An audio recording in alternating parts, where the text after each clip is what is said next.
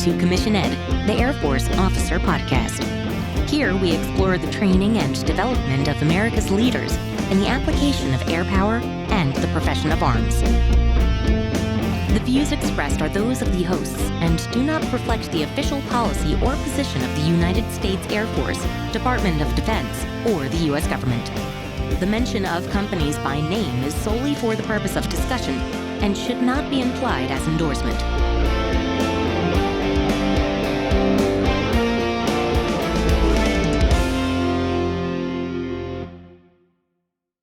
Welcome back to another episode of Commission Ed, the Air Force Officer Podcast. I am Colin Slade.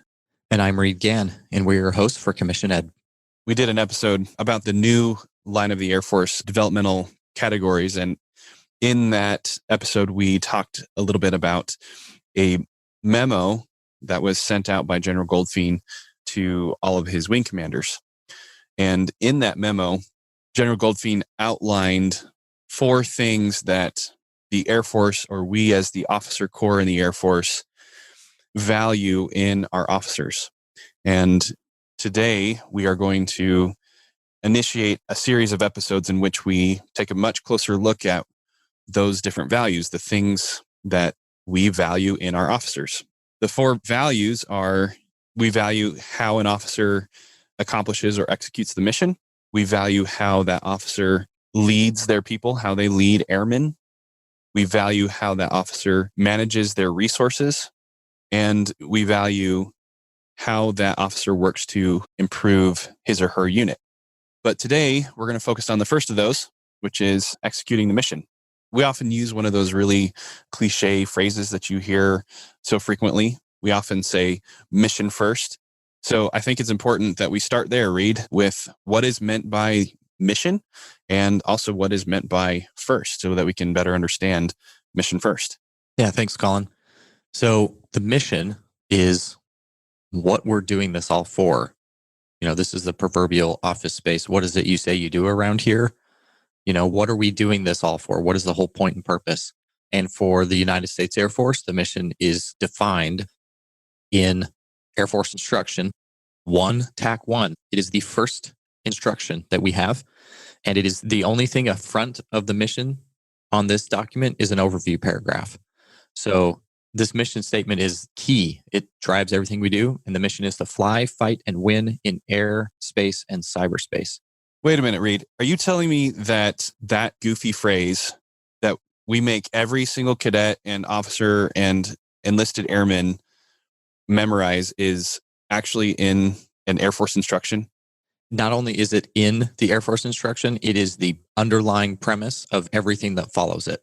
So yes, it is absolutely in an Air Force instruction, and it is the baseline for everything we do. That is fascinating. I thought it was just another one of those cliche phrases that, yay, go Air Force. Yeah, we print it on mugs and sell them. And yeah, no, so yes, we do print it on mugs and t-shirts and hats, but it is truly fundamental. Every single paragraph in the rest of that document relates immediately back to the mission. The next one in that document is core values, and it shows how those core values help us accomplish the mission. It talks about the oath, how that helps us accomplish the mission, and it goes on from there. Everything we do must be tied back to this mission of fly, fight, win in airspace and cyberspace. Yeah, that's really important. Thanks for pointing that out. And also what we do in the Air Force, that flying, that fighting, that winning in airspace and cyberspace must always also be tied back to the even bigger picture than just what we do in the Air Force. And that bigger picture is known as the National Defense Strategy, or NDS.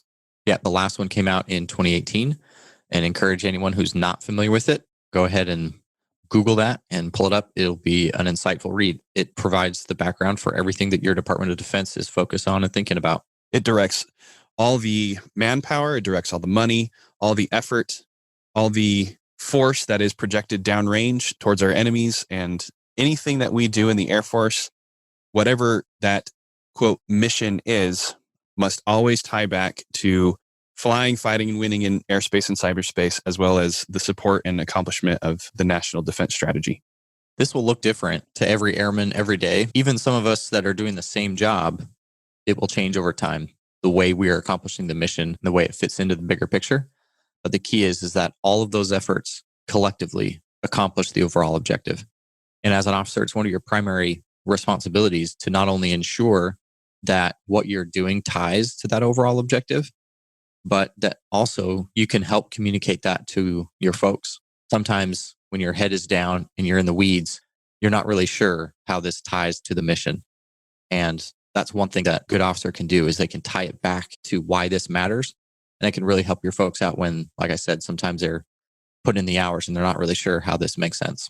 Along with that, something to know is that if you are doing something that doesn't make sense, your people are going to see right through it and they're going to call BS on what you're doing. Now, sometimes you have to help explain to them what it is and why it matters that they're doing it. But if you can't do that, you can't do that well, maybe that's something you need to stop. Absolutely. Yeah. Up and down the chain, everybody has to understand what it is that they're doing and why they're doing it. If they can't, then it makes it very difficult to accomplish a mission because obviously you and they don't know what the mission truly is. So, Colin, we've talked about what the mission is and a little bit about why it's important, but what does it mean that it's first? Well, you kind of hit on it already in that in 1-1, it is first. It's the first thing that is outlined in our Air Force instructions, in our doctrine. It's the first thing that we attend to. It's the first thing that we focus our attention and our efforts on. But in a day-to-day context, we have to understand what that truly requires. That it's not just a trite phrase. It's not just, oh yeah, I woke up today and I went and accomplished the mission. Sometimes it requires far more than just showing up to work. Sometimes it requires extreme sacrifice. This may mean time away from family. We talked a little bit about that in the short episode about being away from family for Thanksgiving or for other holidays. Sometimes it requires late nights or shift work. I have been called in on the weekends more times than I care to count. I have spent more time in my job than I care to admit. And that's time away from my family. That's time away from things that I enjoy, things that I want to do or accomplish, all because I believe in and have obligated myself to accomplish the mission for the Air Force. Yeah, that's great. Just to go back to Air Force Instruction 1, TAC 1, paragraph 1.5 talks about a way of life. And it kind of sums up really well everything that you have mentioned. Just want to read a couple things here. The mission must be accomplished, even at great risk and personal sacrifice. Airmen are always subject to duty, including weekends, holidays, while on leave. If ordered, you must report for duty at any hour, at any location, and remain as long as necessary to get the job done. And it goes on from there. And I think you really captured that really well. Sometimes getting the mission done means personal risk, whether that's physical, emotional, mental, social. You can be put in danger in all of those ways. I know myself, I have done, seen, learned, experienced things that I wish I hadn't. Not many, but there have been some. But that's the cost of doing what we do. And we know that at the time we sign up. And I think it's important to highlight that this is a way of life. This isn't just a job. I know we've talked about this in our previous episodes, but it's so important to highlight again here in the context of accomplishing and executing the mission, that taking care of the mission, accomplishing the mission is a way of life. It's not just a 9 to 5. You show up and you leave when the clock strikes 5. No, you leave when the mission is done or when you have done as much as necessary to enable the continuation of the mission. Obviously, there will be times where you have to, take a step back away from the mission, because you can't work 24/7, 365. Obviously, we understand that. But if the mission requires it, you must sacrifice your time, your talents, your very life, if that is what is required.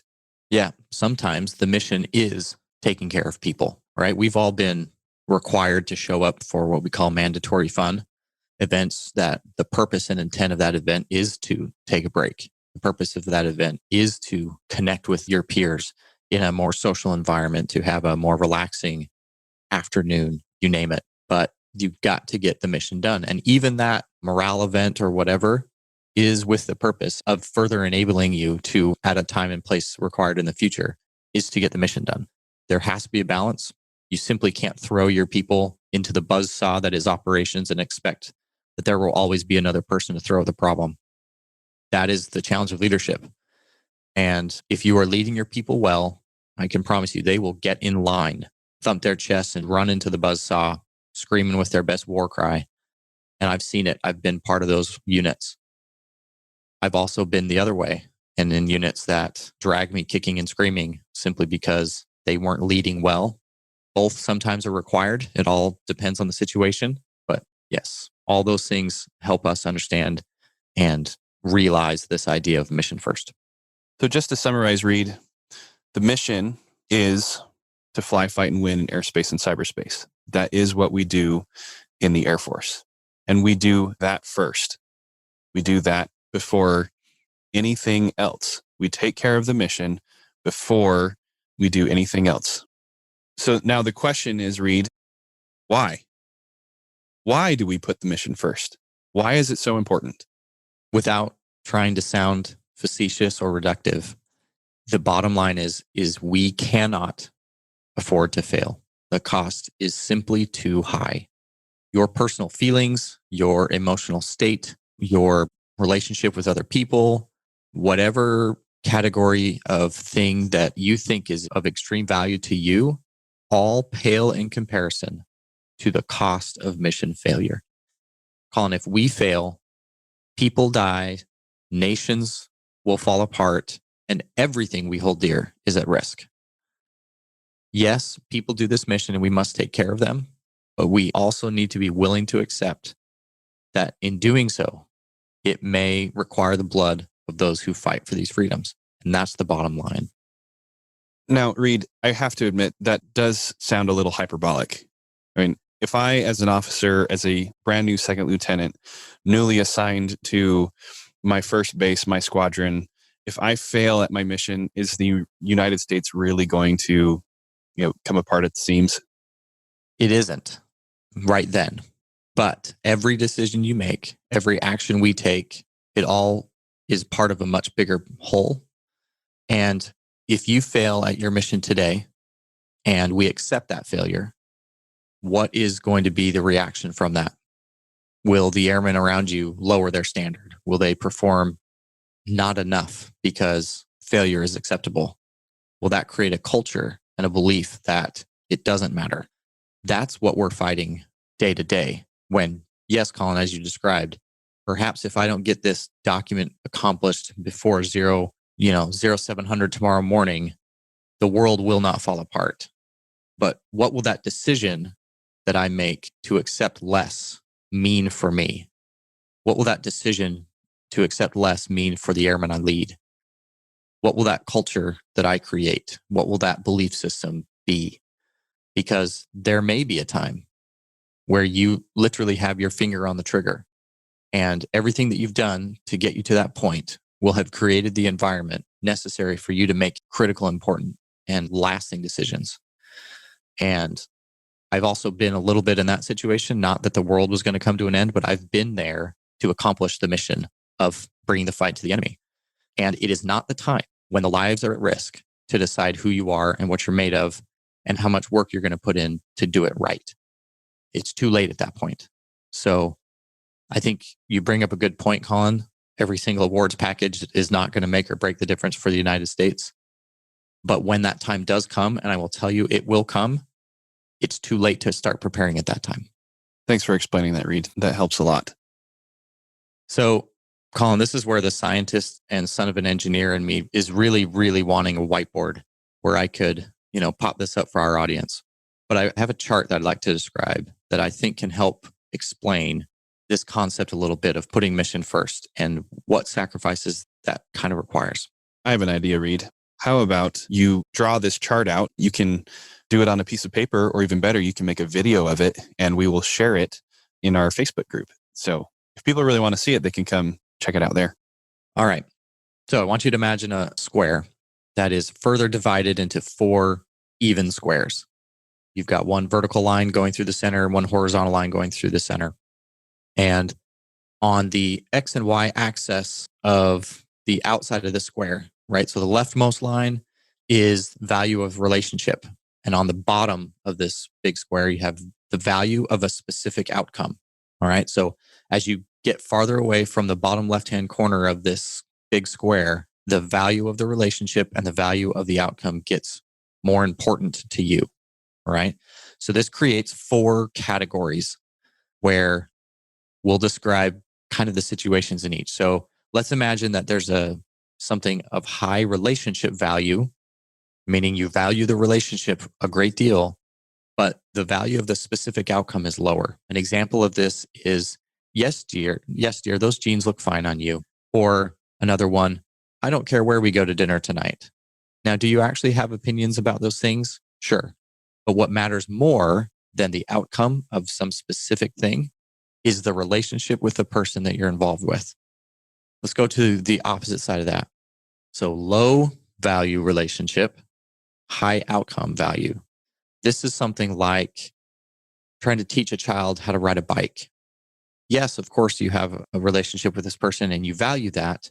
But at the moment you're teaching them to ride a bike, you value the outcome of learning to ride more than how they feel about you at that moment. When you let go of that bike seat, especially the first few times, almost overwhelmingly, that child's going to fall and it's not going to feel good. But if you don't let go, they're not going to learn how to ride a bike. And so at that moment, you're valuing the outcome higher than the objective. I don't know if that's the best example. Yeah. But I understand what you're trying to say is that, yeah, the specific quality of the relationship at that point in time is less important than the overall outcome. Yes. Yeah. And this isn't to say that you don't value the relationship. It's just like you said, Colin, at that specific moment, you may take steps that this person may hate you. This is, maybe another example is as a teenager, you think your parents hate your guts and they're taking steps to ruin your life. And they will willingly accept that criticism because they value your safety and security more than what they think about you at that moment. Just some examples. All right. So the next one is where you have a high relationship value and a high outcome value. And Colin, this is where the hard work is. This is where we are overwhelmingly. This is where you have to put in effort to establish, maintain relationships. You have to listen actively. You have to make sure others can understand how important this outcome is to you and you recognize how important it is to them. And I'll tell you, this is where the magic can really happen. And this is where we need to be operating most of the time. An example of this is when, as a leader, you have a deep, profound care for someone, but they're failing to achieve the objective. You have to come up with a way to counsel this person, to get them in line, to get them back on the same page without distancing them in a relationship. And this is tough. Do you have any good examples of anything in this category? Yeah, I liked what you were hitting on earlier about this being the place where you have an underperforming airman or officer that you're responsible for, or even a civilian. And as a supervisor, need to exercise some really effective leadership. You need to work with them on an intimate level, on a really personal level, demonstrating that higher relationship value in order to help them achieve a higher level of performance. Otherwise, what may happen is they get removed from their position. They may get forcibly separated from the Air Force. And that's certainly not where we want people to be. But remember, the mission must come first. And if an individual is a drag on the system, if they are making it difficult to accomplish the mission, then we need to help them get out of the way. Yeah, exactly. All right. The last container we haven't talked about is almost one where we don't need to, but we need to, just for completeness, describe when you have a low outcome value and a low relationship value. So I'm trying to come up with an example. Imagine you're standing in line at the grocery store. You hear someone, maybe 2 or 3 people back, complaining about the number of clouds in the sky. And all the audience is probably thinking to themselves, why on earth are we talking about this? Exactly. We don't care. We don't care about our relationship with this person, 3 people back in the grocery store line. We don't care about the number of clouds in the sky. We're just going to move on. And that is just a category of things that you are not going to care about. So why did I give this example? I think it's really instructive to look at when you have to make a choice between relationship or outcome. The Air Force requires, and our service requires and expects and demands that when we have to make a choice between relationship or outcome, we will always choose outcome. The cost of failure is too high. And ideally, we don't have to make a choice between relationship and outcome. Ideally, we can be in that upper right-hand quadrant where we're always working with relationships to get things done. But at the end of the day, if you have to, you're going to pick outcome over relationship. Yeah, that's very helpful, Reed. It gives us a way to consider how we might deal with prioritizing our time, our effort, our relationships, the things that we are involved in. It gives us a framework to work from. So I think that's valuable. So with that understanding, with that framework in place, help us better understand, why does the Air Force value specifically how an officer accomplishes and contributes to their assigned mission? Sure. I think this will be relatively intuitive to anyone in our audience who's ever been in a group or on a team or in any way had a group project. Bottom line, if everyone in that organization isn't pulling their weight, the whole team can feel it. The whole group can feel it. And I think everyone has been in that situation to some degree. Sometimes they are that person and they've been a drag on the organization. But bottom line, we value how they accomplish the mission and how much they contribute because we need every single person. We are highly specialized in the Air Force. Everyone has a very specific role and we need everyone to be doing it every day. This can be, in a direct way. You can have a direct, meaningful contribution to the mission, or it can be more tangential. But the bottom line is, if it's you leading your team or you providing that direct contribution, one of our core values is excellence in all we do. And you will find people who are crushing the mission every day and are making themselves invaluable. And we need to find ways of recognizing and rewarding those folks. One thing that I want to emphasize here, Reed, is that one, we value that the officer is first accomplishing the mission, period. But then after that, once we know that the mission is being accomplished, we value how the officer is accomplishing the mission. And that kind of goes back to your relationship and outcome chart that you were discussing before, is that, as you were saying, the Air Force is always going to choose outcome over relationship. But if we have an officer that is able to do, as you were saying earlier, about maintaining that high relationship value and the high outcome value operating in that top right quadrant, then that is truly where we want our officers to be. That's where you want to be. You want to not just accomplish mission, but you want to do it in such a way that is not going to burn out your people, that is going to leave them with a bad taste in their mouth, that is going to push them in a direction that is unhealthy for them, for you, or for the Air Force. So it's not just accomplishing the mission, though, yes, we want to accomplish the mission, full stop.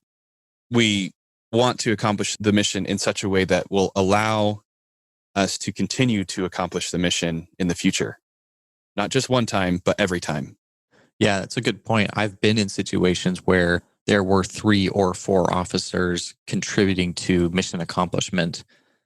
And there was a way that some of them can be in that upper right quadrant, getting value out of their people, maintaining relationships, getting the mission done. And someone was being just as effective at accomplishing the mission, yet we're not valuing their people in any way. And so I think that's a really good point to bring out, that we want to value and encourage and reward those who are in that upper right. That's definitely, the graduate level leadership. That's definitely the big leagues.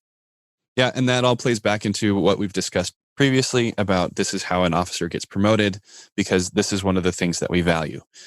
If you want to get promoted, the Air Force needs you to accomplish the mission. But if you want to get promoted accomplish the mission. But if you want to stick around long enough to where you are in a position and have the reputation and the social capital to make some real significant changes and truly help the Air Force further its goals, then you need to be operating at that higher level.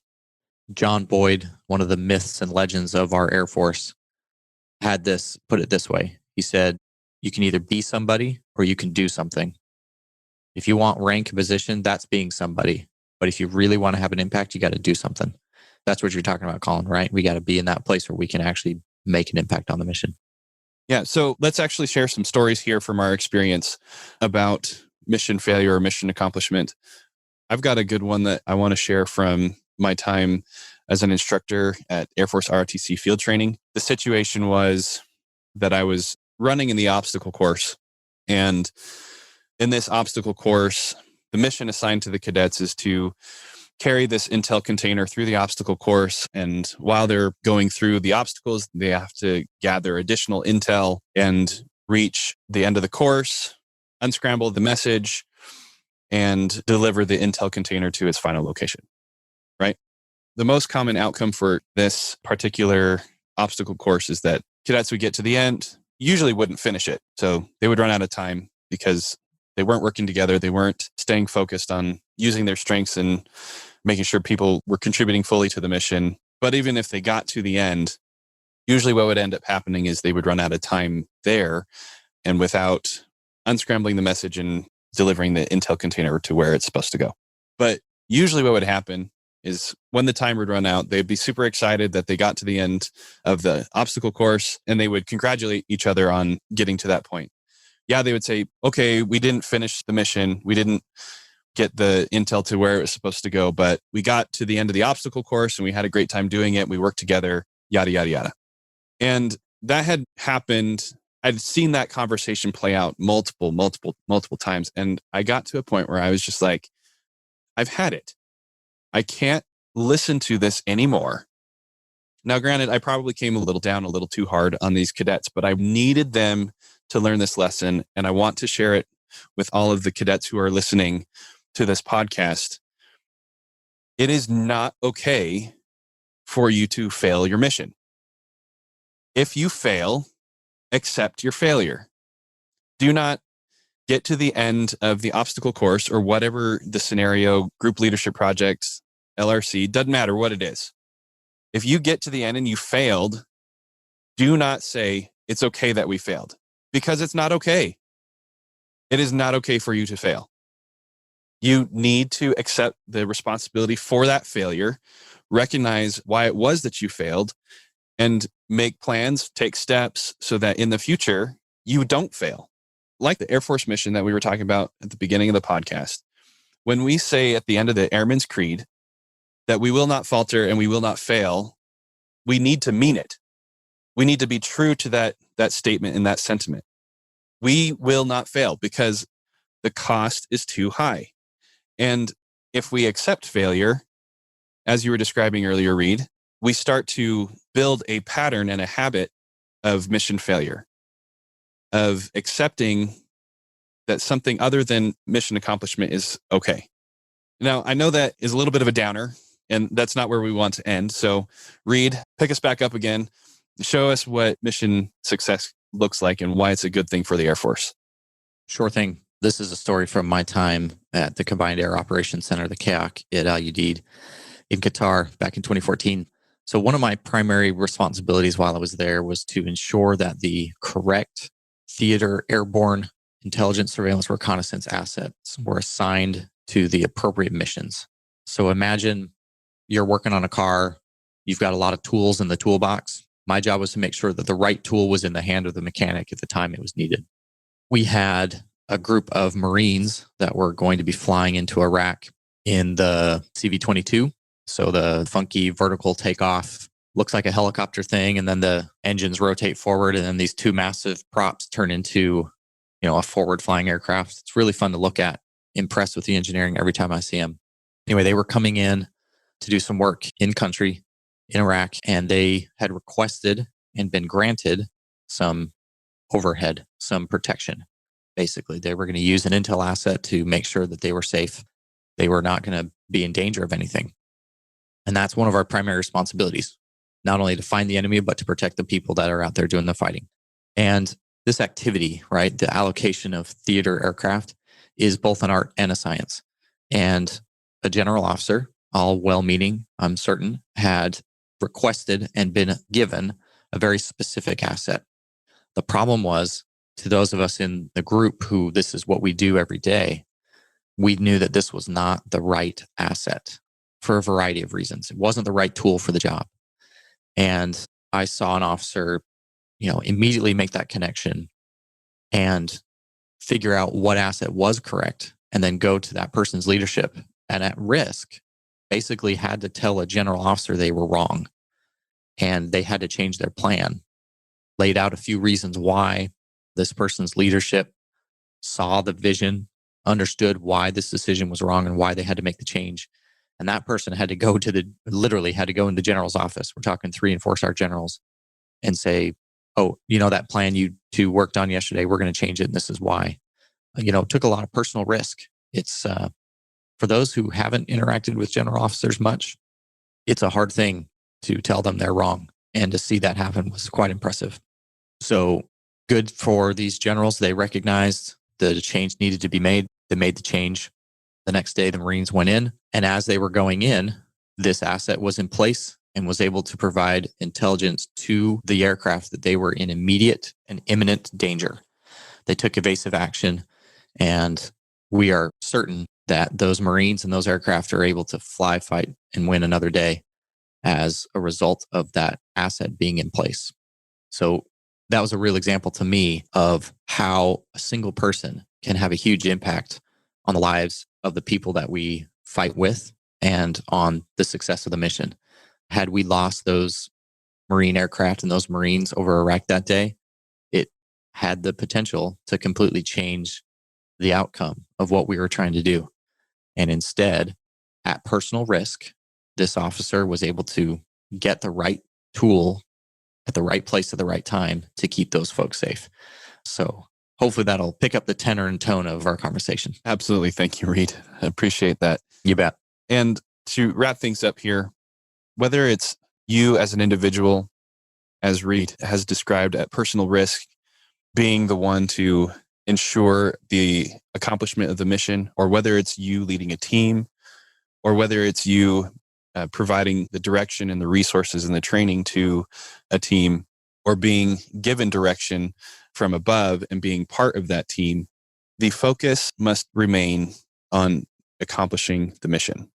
That's what we're discussing here. And that is the first value described by General Goldfein and outlined in AFI 1-2 of what it is that we value in our Air Force officers. So if you want to be a part of this profession, if you want to pursue this lifestyle, this way of serving others and serving our country, you must maintain that focus on mission accomplishment. In Secretary Mattis's latest book, Call Sign Chaos, he describes the importance of this when he had imbued this vision of first do no harm when he was leading troops in Iraq. It was a complicated situation, complicated setting. You have civilians integrated with the enemy, and it was a really tense situation. And he recalls, not only in his book, but in an interview with NPR in September of this year, watching his Marines put themselves at great personal risk to accomplish the mission, yet keep this vision alive of first do no harm. And what a humbling and amazing experience that was for him. And it left an impression on him that'll last forever. And that's the impact that we can have when we're accomplishing the mission that we've been tasked to give and maintaining the high ground and the credibility of the force that we're projecting. That is how our nation will win. Sounds awesome. Definitely something I want to be a part of. And thank you, Reed, for providing your expertise and your knowledge on the matter. And we hope that it has been useful to our audience, especially those that are already commissioned or looking to gain a commission as an Air Force officer. If this podcast has been useful to you, we encourage you to share it, as well as to leave us a rating or review. Engage with us on the social media platforms. Make sure that you go join us on the Facebook group so that you can see Reed's whiteboard lecture and learn at the feet of the master there. Also, if you have any questions, you can send those to airforceofficerpodcast@gmail.com or direct message us through any of the social media platforms that we're on. Anything else that you want to say, Reed? Mission first. And hopefully soon we'll talk about people always. Absolutely. Thank you for listening to this week's episode of Commission Ed.